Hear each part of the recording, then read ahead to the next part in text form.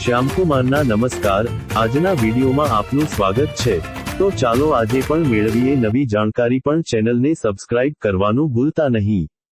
કલ્પના કરો કે એક સવારે તમે જાગો અને તમારા ખભા પાછળ રેશમી, મજબૂત પાંખો હોય।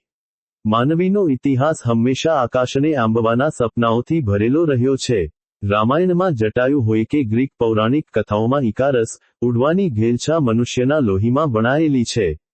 જો ખરેખર પક્ષીઓની જેમ આપણને પાંખો મળી જાય, તો આખી દુનિયાનો નકશો અને આપણી જીવનશૈલી ધરખમ રીતે બદલાઈ જાય। આ વિચાર માત્ર રોમાંચક જ નથી, પણ તે સામાજિક, આર્થિક અને ભૌગોલિક પરિવર્તનોની એક નવી લહેર લાવી શકે છે। સૌ પ્રથમ તો, મુસાફરીની આપણી વ્યાખ્યા સાવ બદલાઈ જશે। અત્યારે આપણે એક જગ્યાએથી બીજી જગ્યાએ જવા માટે ટ્રાફિક, રસ્તાઓ અને વાહનો પર નિર્ભર છીએ। જો પાંખો હોય, તો ઓફિસ જવું કે મિત્રોને મળવા જવું એ માત્ર થોડી મિનિટોની ઉડાન બની જાય। રેલવે સ્ટેશનો પરની ભીડ અને એરપોર્ટ પરના લાંબા ચેક ઇન કતારો ભૂતકાળ બની જશે। આપણે પક્ષીઓની જેમ સીધી રેખામાં ઉડી શકીએ, જેનાથી અંતર અને સમય બંનેની બચત થાય। સવારનો સૂર્યોદય જોવા માટે આપણે ધાબા પર નહીં, પણ વાદળોની ઉપર જઈ શકીએ। પ્રદૂષણની સમસ્યામાં પણ મોટો ઘટાડો થાય, કારણ કે લાખો ગાડીઓ રસ્તા પરથી ગાયબ થઈ જાય અને આકાશ માનવીય ઉડાનથી ગુંજી ઉઠે। જો કે, આ ભૌતિક પરિવર્તનની સાથે શારીરિક બદલાવ પણ અનિવાર્ય બને। ઉડવા માટે માત્ર પાંખો પૂરતી નથી, આપણું શરીર પણ તેટલું જ હળવું અને સ્નાયુબદ્ધ હોવું જોઈએ। માનવીનું હાડપિંજર કદાચ પક્ષીઓની જેમ પોલું અને મજબૂત બની જાય। આપણી રોગપ્રતિકારક શક્તિ અને સ્ટેમિના માં જબરદસ્ત વધારો થાય, કારણ કે ઉડવું એ ખૂબ જ મહેનત માંગી લેતું કામ છે। આપણી જઠરાગ્નિ તીવ્ર બને અને ખોરાકની જરૂરિયાત બદલાય।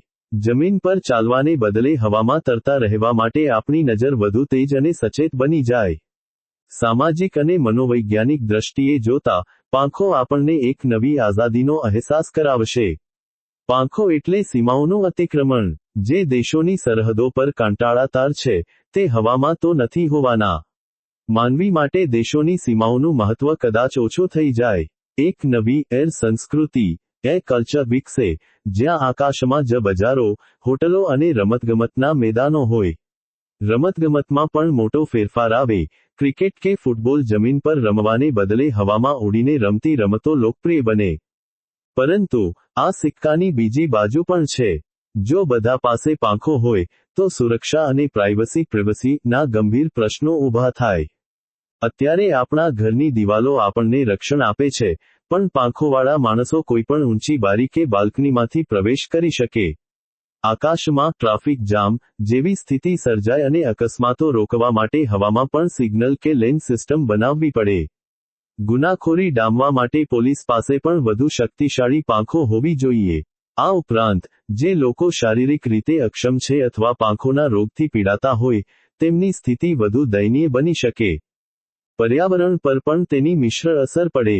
એક તરફ વાહનોનું પ્રદૂષણ ઘટશે, તો બીજી તરફ હજારો માણસો આકાશમાં ઉડતા હોવાથી પક્ષીઓના કુદરતી રહેઠાણમાં દખલગીરી વધશે। પક્ષીઓ અને માણસો વચ્ચે આકાશી ટક્કર થવાની સંભાવના રહે। કુદરતી સંતુલન જાળવવું એ એક મોટો પડકાર બની જાય। નિષ્કર્ષમાં, જો આપણને પાંખો મળે તો પૃથ્વી પરનું જીવન એક અદ્ભુત સાહસ બની જાય। આપણે કુદરતની વધુ નજીક હોઈશું અને પૃથ્વીને એક અલગ નજરે જોઈ શકીશું। જીવનની ગતિ અને દ્રષ્ટિકોણ બંને બદલાઈ જશે। ભલે વિજ્ઞાન આજે આપણને પાંખો નથી આપી શક્યું, પણ આપણા વિચારો અને કલ્પનાની પાંખો તો હંમેશા આપણી પાસે છે જ, જે આપણને કોઈ પણ સીમા વગર ઉડવાની પ્રેરણા આપે છે।